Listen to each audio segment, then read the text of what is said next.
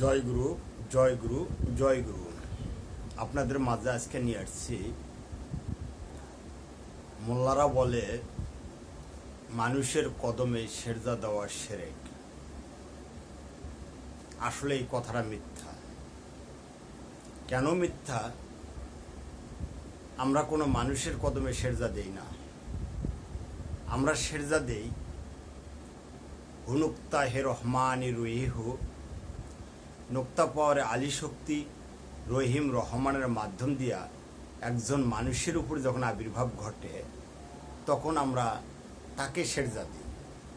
তাহলে আমরা রহমানকে সেজদা দিই, হজরত আলী আলাইহিস সালামকে সেজদা দিই, রহিমকে সেজদা দিই। তাই আমরা ওই মানুষটাকে সেজদা দিই না, আমরা আল্লাহর প্রতিশ্রুতি মৌলা আলীকে সেজদা দিই। তাই যদি কোনো মোল্লা মৌলবী বলে যে মানুষকে সেজদা দেওয়া হারাম, এটা তার ব্যক্তিত্ব ব্যাপার। কিন্তু আমরা তো মৌলা আলীকে সেজদা দিই, আমরা তো রহমানের সেজদা দিই, আমরা তো রহিমরে সেজদা দিই।